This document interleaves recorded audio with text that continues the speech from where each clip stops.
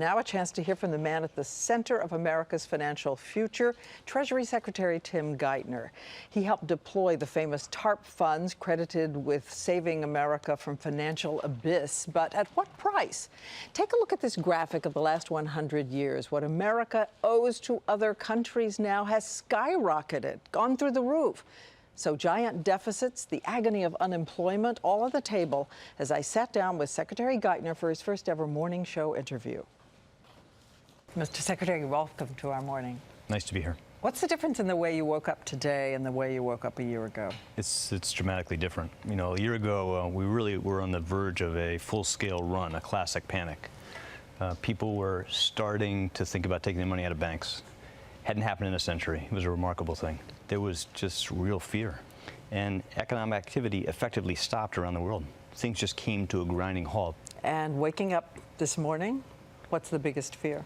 The biggest fear now, let's say the biggest challenge, is to make sure we change the rules of the game so this doesn't happen again. That's the biggest challenge. That's the hardest challenge. So you're saying you can guarantee that it will not happen again? No, we can't do that, but what we have an obligation to do is to make sure that we put in place rules here and around the world to make that much less likely. Rules that will protect consumers better, make the system much more stable. That's the obligation of governments. There were tens of thousands of people in the street in Washington over the weekend saying things like, just look at the reality. If you're facing a $1.6 trillion deficit, if you're facing IOUs to other countries where suddenly they own America, our children are imperiled. Stop spending our money. I have a grandbaby, we have a grandbaby a year old who isn't going to have a dime. One woman said they won't have a discretionary dime. We got into this because we borrowed too much. We lived beyond our means, both as a country. Many businesses did it, many families did it. Obviously, the financial sector did that. But in a crisis, in a fire that was that powerful, the government had to do some deeply offensive things to help contain the damage. And we will get out of that as quickly as we can. We're not going to keep a penny in the financial system or in the U.S. economy longer than we think is absolutely necessary. By next year, will we be out of the auto business? I think it's going to take longer than that, just to be honest and realistic. 2 years? 3? 4? We're going to get out as soon as we can. TARP expires at the end of the year, extending it? We haven't made that judgment yet. And tax credit for first-time home buyers? Extending it? The range of things in the Recovery Act that were very important, very helpful in bringing growth back, and we'll take a careful look at which of those deserve some temporary extension. One of the things people say looking forward is they understand the intention is to get out of this. Right. They don't see a possible way out without tax raises. But look what we've already done. This is an important sign of credibility. People should take some confidence from that. Now, on the budget deficits, I think Americans understand that we have an unsustainable fiscal position, that we're going to have to bring those deficits down over time. And the president's committed to doing that. Are you still guaranteeing that no one in America will have their taxes raised unless they make more than $250,000 a year? The president committed to that in the campaign. He feels very, very strongly about that.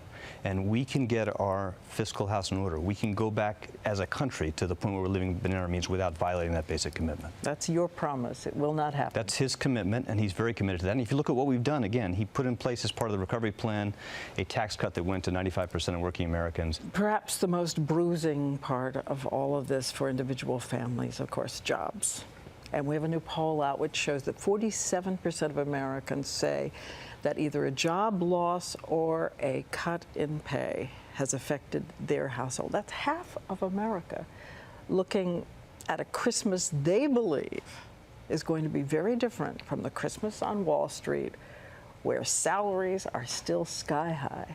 Well, is that fair? No, it's not fair, and that's the tragedy of financial crises, is that the people who were responsible, they were careful, had nothing to do with the cause of the crisis, bear a huge amount of the burden for the crisis itself. We have 15 million people looking for 2 million jobs. What we can say is that we will do everything sensible, everything we think is effective to help get growth back on track. Going to extend unemployment benefits? Very likely the Congress will do that, and they should. So for the people out there, again, who still believe there are 2 recoveries, one for Main Street and one for Wall Street, you say it's true? I would say there's no recovery yet. We don't have in place yet a real recovery. We define recovery, and the president will define recovery as people back to work, people able to get a job again, businesses investing again, and we are not at the point where we can say that yet. You know, you said, Diana, at the beginning, people are worried we did too much, and some people worry we haven't done enough yet. Yes, Warren Buffett said that it's like taking half of Viagra.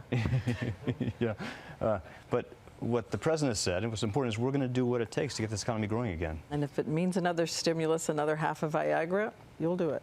Well, we're going to look carefully at any sensible program, and if it offers the prospect of getting growth back to a stronger position sooner, then we'll take a hard look at it.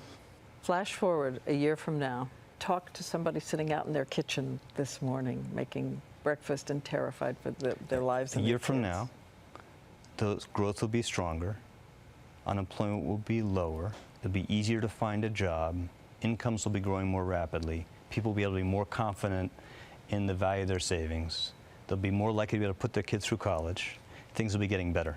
But again, it's